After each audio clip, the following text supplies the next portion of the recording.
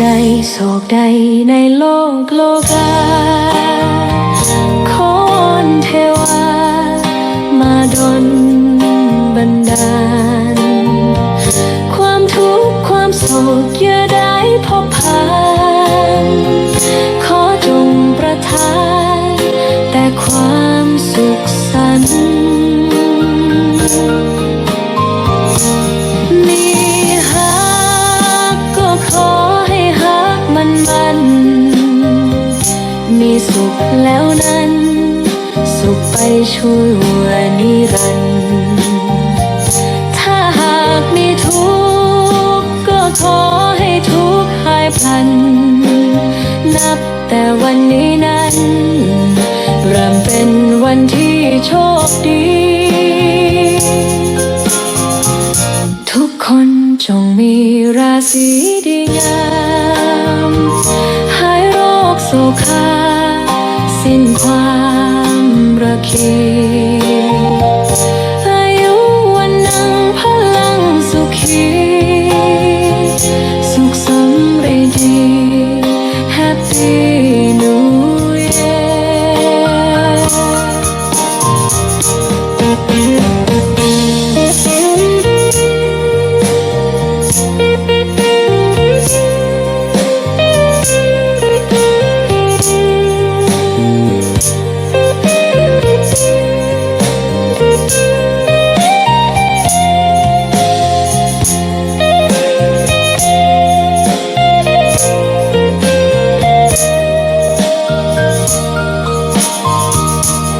มีฮักก็ขอให้ฮักมันมีสุขแล้วนั้นสุขไปชั่วนิรันดร์ถ้าหากมีทุกข์ก็ขอให้ทุกข์หายพลันนับแต่วันนี้นั้นเริ่มเป็นวันที่โชคดีทุกคนจงมีราศีดีงามหายโรคโศกาสิ้นความระคี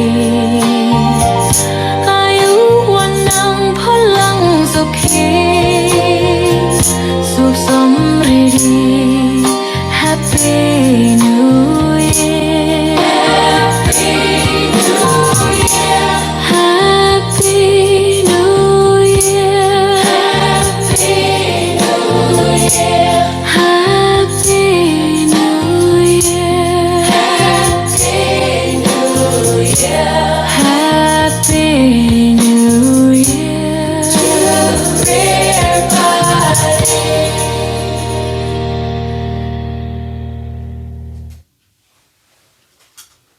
Wow Happy New Year Happy New Year ว่าซั่นเพลงเพิ่นว่าหั่นนะว้าว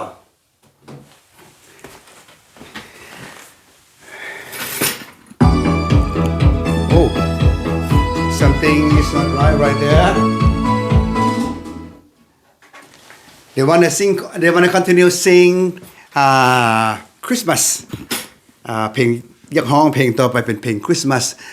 สบายดีพี่น้องที่รักแพงขององค์พระผู้เป็นเจ้าก่อนอื่นข้าพเจ้าต้องขอขอบใจทานอาจารย์มอเมืองคงที่แต่งเพลงนี้ออกมาเป็นเพลงใหม่ที่ข้าพเจ้าบ่เคยได้ยินแล้วก็เปิดให้พี่น้องได้ฟังในตอนเช้าวันนี้แล้วก็รู้สึกว่า บ่เห็นพี่น้องหลายคนเข้ามาในตอนเช้ามื้อนี้ก็เนื่องจากว่ามื้อนี้เป็นวันสุดท้ายของปี2023แล้วก็เฮาก็เลื่อนเวลามาล่วงหน้าครึ่งชั่วโมงได้ประมาณเดือนแล้วผ่านมานี้ดังนั้นจึงบ่เห็นพี่น้องเข้ามาแต่ยังไดก็ดีพี่น้องที่รักแพงความสุขพวกเฮาแต่ละคนนั้นพระเจ้าให้บ่คือกันวันนี้หลายคนพักอยู่บ้านพอเป็นวันขึ้นวันส่งท้ายปีเก่าต้อนรับปีใหม่แต่ความสุขสำหรับข้าพเจ้าแล้วมาพบกับพี่น้องรับใช้พระเจ้าเว้าว่าพระธรรมของพระเจ้าให้พี่น้องฟังนั่นคือความสุขของข้าพเจ้าอย่างใดก็ดีตอนแรงมื้อนี้โบสถ์พวกเขา FLBC เริ่มต้นจาก 5:00 นพวกเขาจะมาสุมนุมกันอยู่โบสถ์พี่น้อง มาห้องลำทำเพลงมาเว้าวากล่าวคำพยานและมาส่งท้ายปีเก่าต้อนรับปีใหม่เข้าดาวนำกันจนฮอตเที่ยงคืนดังนั้นถ้าพี่น้องอยู่ดัลลัสฟอร์ตเวิร์ธเชิญพี่น้องมาเลยพี่น้องมาตอนแรกมื้อนี้พวกเราจะมีอาหารกันกินหลายอย่างดังนั้นตอนเช้ามื้อนี้ข้าพเจ้าจะเว้าไปในพระธรรมข้อเดียวสั้นๆพี่น้องที่หักแพงเพราะเนื่องจากว่าปิดส่งท้ายปีเก่าต้อนรับปีใหม่จะเว้าพระธรรมข้อเดียวโดยเฉพาะจะเว้าภาษาลาวหลายกว่าภาษาอังกฤษสวัสดีครับอาจารย์เซรักที่ประเทศไทยขอบคุณมากที่เข้ามาตอนนี้ก็ดึกแล้วใช่ไหมตอนนี้ก็10 โมงกว่าๆนะตอนเย็นแล้วแต่ขอบคุณพระเจ้าที่เข้ามาตอนเช้าวันนี้นะทางอเมริกาที่ผมจะพูดถึงข้อพระคัมภีร์ข้อเดียวครับThis morning I will talk to you about Philippians chapter 3 verse 13จะเว้าในพระธรรมฟิลิปปอยบทที่3ข้อ13ว่าดังนี้พี่น้องที่รักแปลง But first we bow your head and pray with me อ้อนวอนข้าพเจ้าก่อนเนาะข้าแต่พระเจ้าพระบิดาของข้าน้อยมีความสมซื่นยินดีที่มีโอกาสได้เว้าวาพระธรรมของพระองค์เจ้าให้ญาติพี่น้องของพระองค์เจ้าได้รับฟังในตอนเช้าวันนี้ข้าน้อยขอทรงนำซึ่งมาจากพระเจ้าทรงนำข้าน้อยเทินให้ข้าน้อยได้มีความม่วนซื่นมีความสุขในการรับใช้เวียกงานพระองค์เจ้าขอญาติพี่น้องพวกข้าน้อยมีความสุขเส้นเดียวกันตอนเช้าวันนี้ข้าน้อยจะเว้าเรื่องอันเก่าและอันใหม่จะเข้ามาข้าแต่พระเจ้าขอทรงนำข้าน้อยในการปากการเว้าในการในเว้าพระธรรมของพระเจ้าตอนเช้ามื้อนี้ในพระนามของพระเยซูคริสต์เจ้าอาเมนสบายดีนางวันขอบคุณพระเจ้าตะแลงพบกันเป็นอย่างซี่พี่น้องที่รักแพงข้าพเจ้าจะบอกกับพี่น้องคริสเตียนโดยเฉพาะอย่างยิ่งตอนเช้ามื้อนี้คริสเตียนเฮานี่นะพี่น้องที่รักแพงเฮามี2ชีวิตในเวลาเดียวกันเฮามี2ชีวิตในเวลาเดียวกันพระเจ้าห้องเฮาออกมาจากโลกออกมาจากฝ่ายโลกแต่เฮายังอยู่ในโลกอยู่เอาสบายดีพูนสุขสบายดีให้พี่น้องฟังคักได้พี่น้องเด้อ เฮามี2ชีวิตในเวลาเดียวกันพระเจ้าห้องเฮาออกมาจากโลกแต่เฮายังใช้ชีวิตในโลกอยู่ดังนั้นน่ะเฮาจึงมี2ชีวิตถ้าข้าพเจ้าว่าบ่ถูกพี่น้องก็แชทมาว่าบ่ถูกอาจารย์ก็เว้ามาลองเบิ่งเนาะ ฉะนั้นอยากถามข่าวความสนุกสุขสบายดีพี่น้องชีวิตฝ่ายโลกฝ่ายห่างกายซะก่อนการเดินทางฝ่ายห่างกายของท่านเป็นอะไรปี2025นี่นะท่านเก่งแห่งบ่เจ็บเป็นจากเถือภายในปี2025ผ่านมา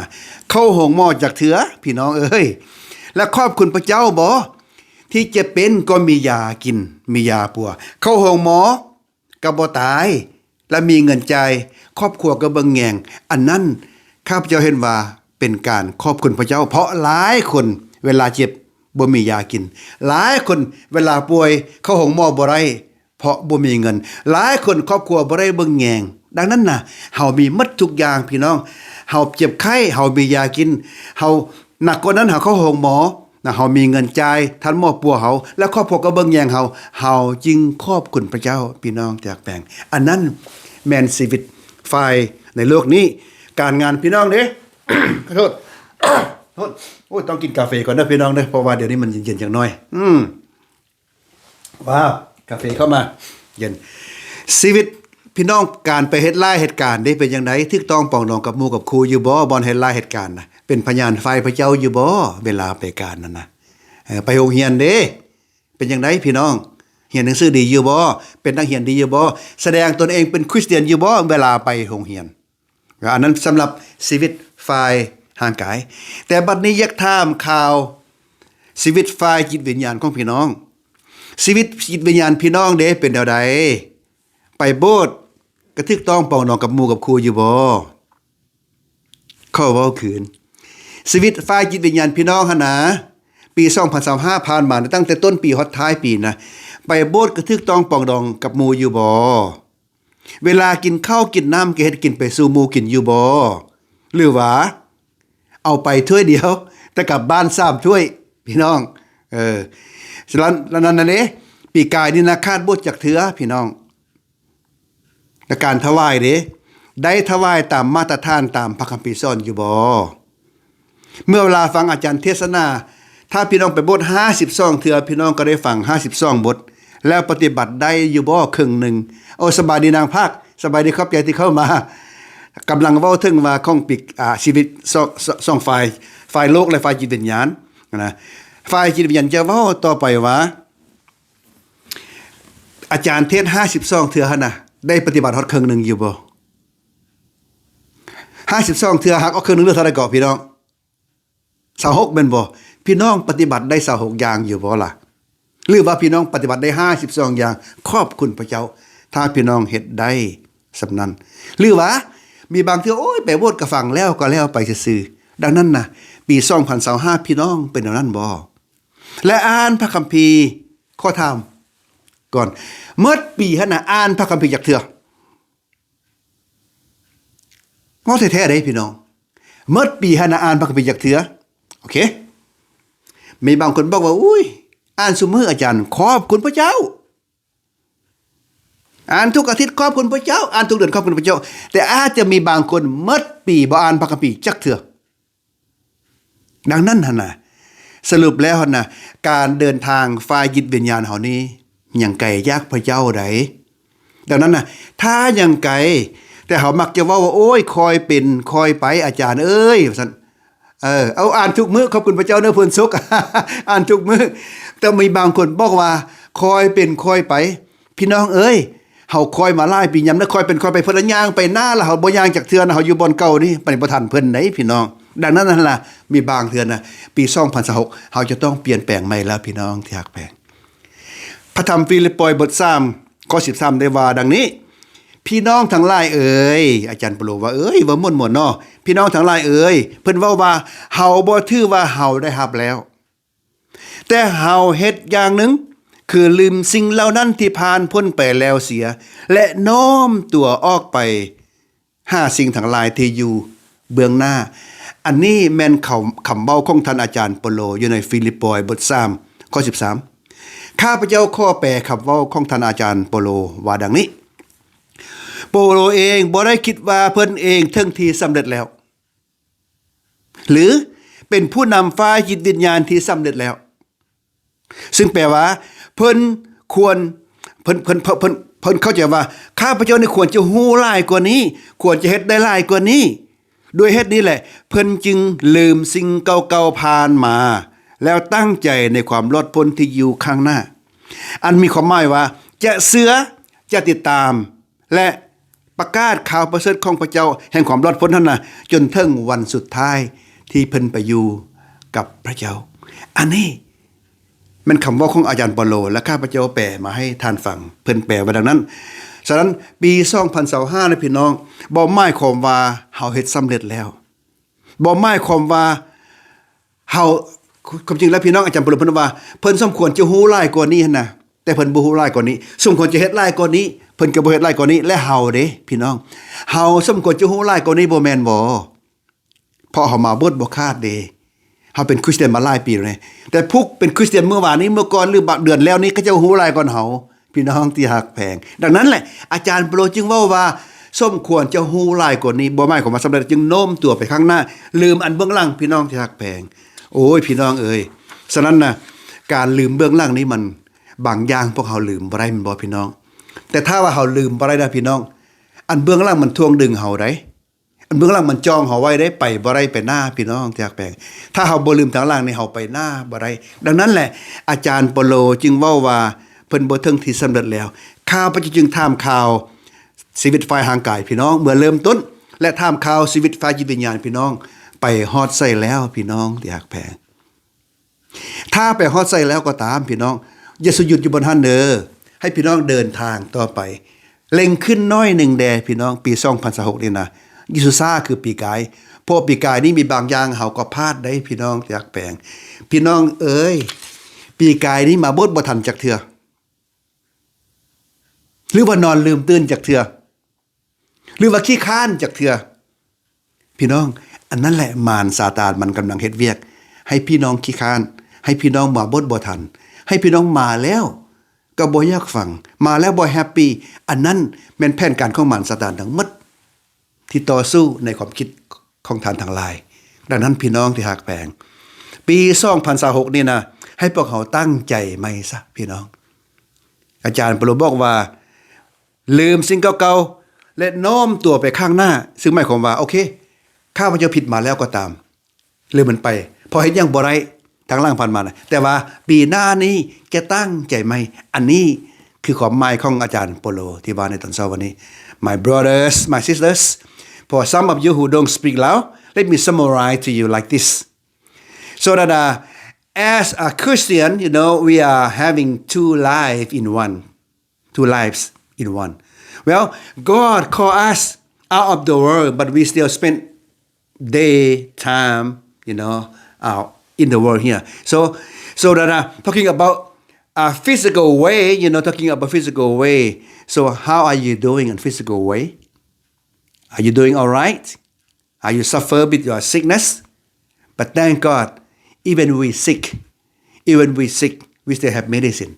even we get sick more sick you know we still have hospital and we be able to pay we also our family taking care of us so we thank God for all of those well second point I asking about you know the life of physical spiritual life how are we doing so last years all year long have you read the Bible how many times we absent from the church absent from the fellowship how many times we read the Bible how many times we practice whatever preacher preached to us so that my brothers my sisters you know the devil it try to pull us away from God that's what Paul said you know Paul I did not consider that he achieved a spiritual majority so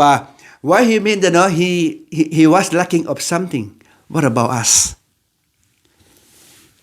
he will lack more brothers spiritual way sometimes we miss church sometimes we miss practice sometimes we come to the church not get along with the friend and the church brothers and sisters it's time for us to leave things behind and lean forward to the year of 2026 set up our mind again finishing 2025 is not finished it need to reset the button for 2026 and go on brothers and sisters don't be a linger person let us pray ข้าแต่พระเจ้าพระบิดาของข้าน้อยได้เว้าว่าพระธรรมของพระองค์เจ้าให้ญาติพี่น้องของพระองค์เจ้าได้ฟังข้าแต่พระเจ้าขอให้สิ่งที่ข้าน้อยได้เว้าได้ว่านี้ได้เข้าเนื้อหูลงในใจและไปเปลี่ยนแปลงชีวิตญาติพี่น้องพวกข้าน้อยให้พวกเจ้าเร่งขึ้นตื่มเข้มแข็งขึ้นตื่มในปี2026นี้เถิดจึงขอบคุณพระเจ้าทุกอย่างในพระนามของพระเยซูคริสต์เจ้า Amen. God bless you, brother and sister. I will see you again tonight if you come back to FLBC. Otherwise, I will see you Sunday or maybe next Wednesday. God bless you, brother and sister. Bye-bye.